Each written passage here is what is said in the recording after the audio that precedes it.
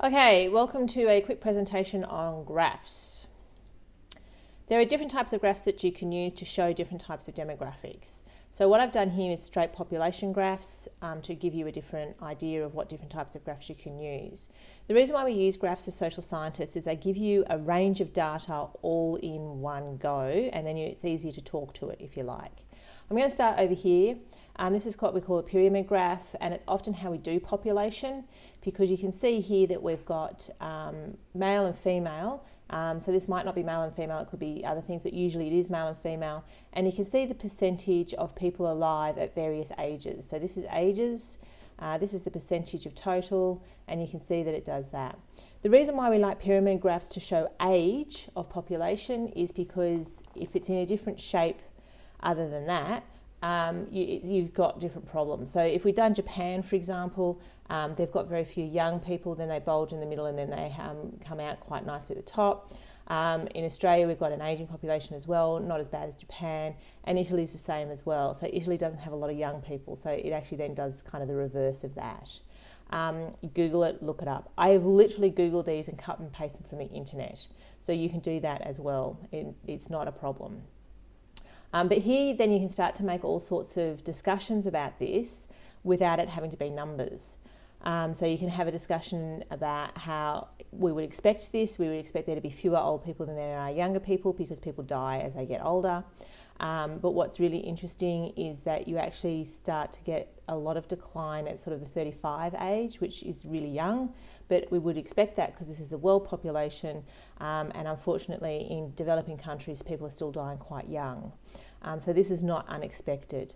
What's really sort of interesting is at 1.6%, we could then go and have a look at what the stats are for Australia and see what the stats are for how many people are in that age bracket in Australia. I suspect it's a bit higher than 1.6 and 1.8%. The other thing, of course, is that we can say here is that women live longer than men, which is a well-known fact because the percentage gets higher in the older age brackets. Okay, I'm going to go over to here now. This is what we call a stack graph because they're just pillars, but they've got different types of data in that. So here we've got how the world has been divided up in projections for world population. So it's over history and projection. You've got the nice labels here, so we know that's people in the millions. And here you can see that you've got the bulk of people are in non-OECD Asia. And this is why stat graphs are quite useful, because you can do sort of direct comparisons like that. So Central and South America is kind of consistent, as is Africa. It increases a little bit, but we're getting a fair amount of increase. This red one, Middle East, okay, that middle one's increasing a bit. And the OECD North America is increasing only a little bit. But basically most of the increase is happening in non-OECD Asia. OECD stands for Organisation of Economic Cooperation and Development. It's basically just a group of countries that come together and collect data. This should be familiar to you. This is a stock standard bar chart. So this is world population. So this is different areas of the world. So you've got world, Asia, Africa, Europe, Latin America, Oceania, and I'm assuming that's North America. Sorry, I should have checked that more clearly before I downloaded it. And here it's got different population changes. So it's mapping the population changes over time. And here's a line graph that I've pinched from the ABS. Again, these were all on the internet. I didn't make these. And it shows here since 1983 and how net overseas migration was what we basically rely on. Here we didn't, but here we are. Which goes to show in class, I think I said that we've always relied on overseas migration for population growth. Well, not really true because we didn't have it here, but then again, you can see how our population dipped, which is expected, I suppose. So they're different types of graphs.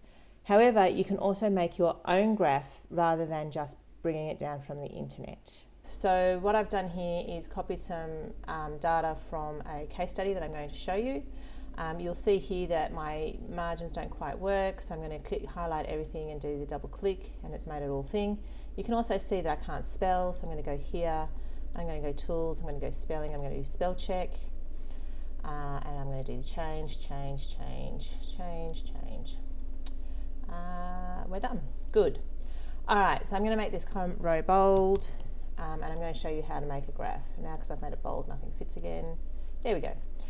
Okay, so this is measured in square kilometres. So there's 22 square kilometres of residential land in the capital area of Manila. So Metro Manila is divided into these 4 quadrants, and you can see here that obviously most of the residents live in the eastern quadrant of Manila as a city.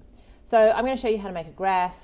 I can highlight all of this, and then I can do insert chart, or you can choose the chart button up here. And you can see that it starts to make suggestions of what sort of information I might want to have. And so here it's divided it by capital, eastern and northern and southern. So I can see here quite easily that the information is now given in a completely different way. I can change that and make it all sorts of different graphs.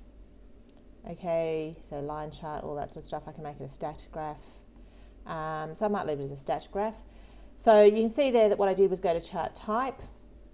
One thing I want to do is I want to go to customize. I want to change things. So I want to go here. I want to go horizontal axis title. No, I want to go to vertical axis title because it doesn't have anything yet.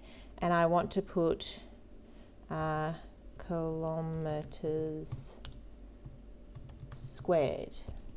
And you can see now that that appears in my graph. And so now that we know what those numbers are. I also don't really like the title, so I'm going to change the title, and it's going to be land allocation in Metro Manila.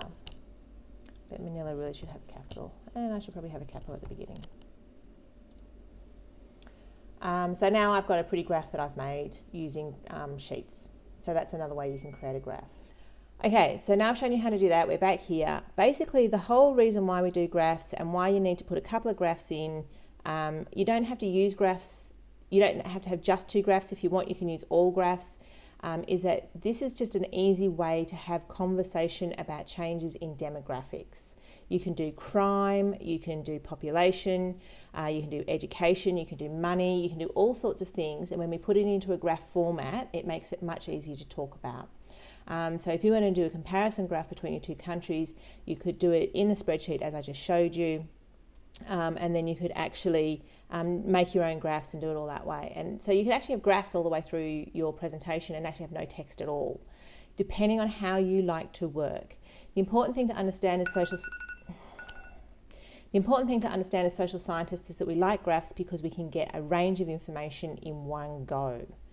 Line graphs give us different sets of data. This gives us different ages and different percentages. This is telling us different locations and different time periods. And this is doing the same thing, but just in a different way.